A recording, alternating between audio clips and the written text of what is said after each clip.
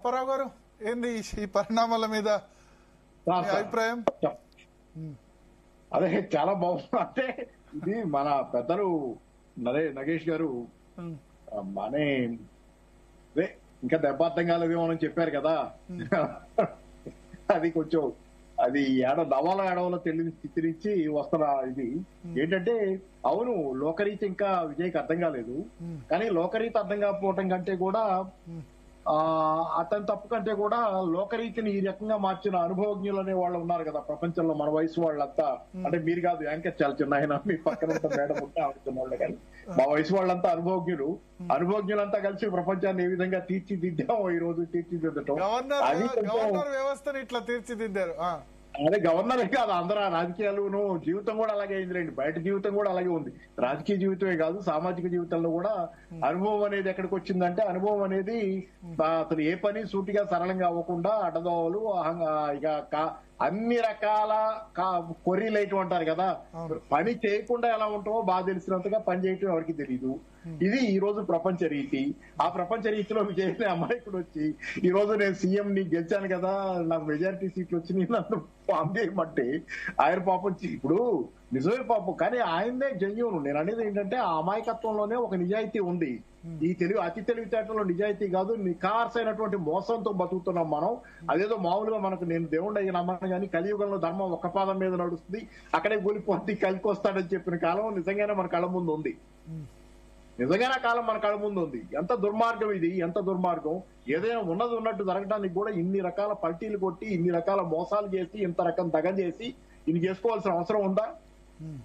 అమాయకుడు అని అతను అంటున్నారు, అతను నిజాయితీ పరుడు.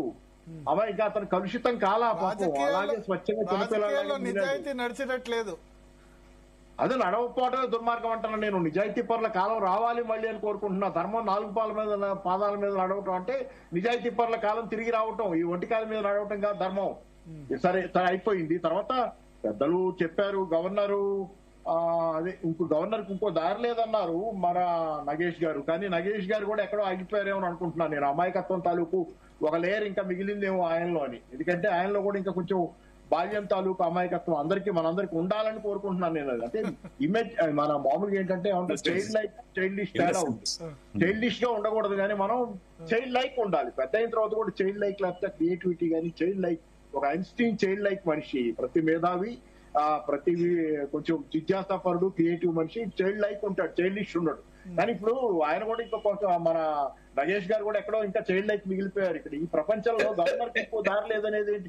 గవర్నర్ కి ఎన్ని దారులైనా ఉంటాయి ఈ ప్రపంచం. అది ఇప్పుడు ప్రస్తుతం నడుస్తున్న ప్రపంచం. గవర్నర్ దలుచుకుంటే ఎన్ని దారులైనా ఉంటాయి గవర్నర్ కి, ఎన్ని దారులైనా. ఇప్పుడు ఆయన దారి ఆయన ఓపెన్ చేసినా గానీ ఇవ్వటానికి రేపు పొద్దున 1000 రకాలుగా వేధిస్తారు. అంత ఈజీ కాదు బతకటం. ఈ రోజు ప్రపంచంలో బతికే వాళ్ళకి తెలుస్తుంది ఎదురు తిరిగి.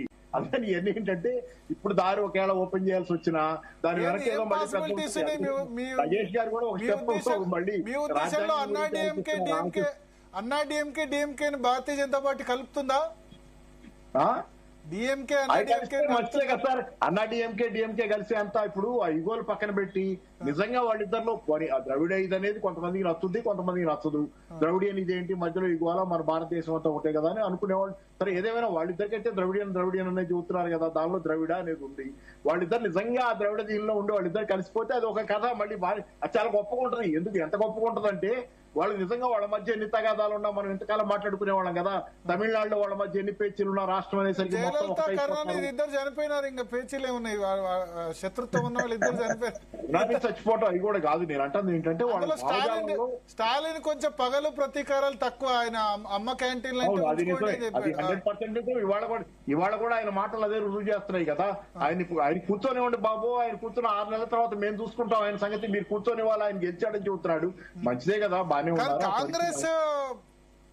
కాంగ్రెస్ వెంటనే అట్లా వెళ్ళిపోవడాన్ని మీరు ఎట్లా చూస్తారు? డిఎంకే చెప్పకుండా కాంగ్రెస్ కి నీతే లేదు సార్. కాంగ్రెస్ పార్టీ గురించి నాకే అభ్యంతరాలు లేవు. కాంగ్రెస్ అనేది కొత్త హిపోక్రటిక్ దొంగల పార్టీ అయిపోయింది. ఎవరైనా ఉన్నా కాంగ్రెస్ వాళ్ళు నాకు అభ్యంతరం ఎంత చండాలంగా తయారయ్యారంటే, ఇప్పుడు బీజేపీ ఏమో, నేను ఇక్కడే మాట్లాడాను, ఎక్కడ బీజేపీ హిందుత్వ అంటది, కాంగ్రెస్ ఏమో మేము సెక్యులర్ అంటది. సెక్యులర్ అంటానే ఇది మన ఎలక్షన్ రాగానే గొళ్ళకి చొక్కా ఇప్పిపోతాడు మన రాహుల్ గాంధీ.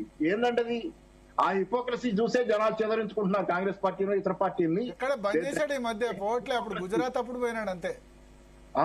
గుజరాత్ అప్పుడు పోయినాడు, గుజరాత్ ఎన్నికలు అప్పుడు పోయినాడు, ఈ మధ్య పోవట్లే. ఏదైనా చేస్తాడు. ఏదో ఇప్పుడు అయోధ్య రాహుల్ దర్శనం గాంధీ చేసుకున్నారు, చేసుకోలేదు ఒక్కసారి కూడా. అదే కాదు, అదొకటి, అదొక పాయింట్. అదే కాదు, ఎలక్షన్ క్యాంపెయిన్ నిన్ను నమ్ముకొని నీ పార్టీతో పొత్తు పెట్టుకుంటే తమిళనాడు ఎన్నిసార్లు పోయావు, ఎంత ఎలక్షన్ క్యాంపెయిన్ చేసావు, ఏం చేస్తున్నావు నువ్వు? మరి నిన్ను ఎలక్షన్ నిన్ను పెద్ద పార్టీ అని నమ్ముకొని నిన్ను పెట్టుకుని పొలియలెన్స్ లో బీహార్ లో ఏం చేసావు నువ్వు? ఎలియన్స్ పెట్టుకుంటే నీతో పెట్టుకున్న వాళ్ళ మునిగిపోతున్నాడు కదా, నువ్వు మునుగుతున్నావు, అందరినీ ముంచుతున్నావు.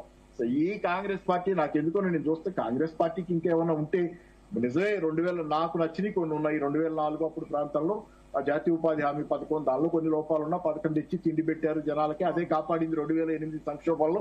ఇవన్నీ నా సంతోషమే. కానీ నువ్వు ఎన్ని చేస్తారని అసలు నువ్వు అధికారంలోకి రావడానికి నీకు అసలు బేసిక్ లక్షణాలు లేవు. ఇందిరాగాంధీ పోరాట పరిణతి గాని పోరాట శక్తి గాని నీలో ఏమి ఇందిరాగాంధీ వారసుడివి నువ్వు ఏ లక్షణాలు ఏమి అసలు ఆ లక్షణం? ఆమె గనక ఆమె సింహం కదా, నువ్వేంది ఎదురు తిరిగేది ఏదీ లేదు. ప్రశ్న ఏదో మాట్లాడుతున్నావు, ట్విట్టర్ లో మాట్లాడతావు, ట్విట్టర్ టిల్లు ఏదో అంటున్నట్టున్నారు కదా. నువ్వు ఈ రకంగా చేసుకుంటే ఆఖరికి ఏమవుతుంది? నిన్ను కాంగ్రెస్ పార్టీని పక్కన పెడితే మిగతా వాళ్ళకి ఏం చేయాలో అర్థం కాని స్థితి ఇది.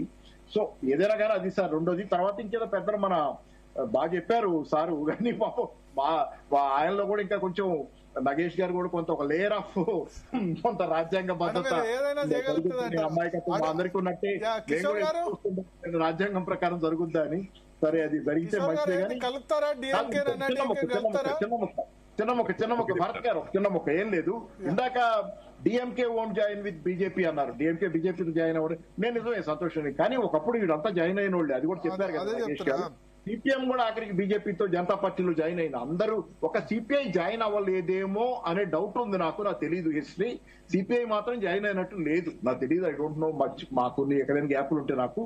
కానీ సిపిఎం అయితే జనతా పార్టీలో అందరూ కలిశారు బీజేపీతో. అప్పుడు ఊహించని స్థాయికి బీజేపీ ఎదిగిపోయింది వాళ్ళు. ఇది సరే ఇప్పుడైతే మాత్రం ఆయన చెప్పినట్టు వాళ్ళు కలవరు, బీజేపీతో కలవరు.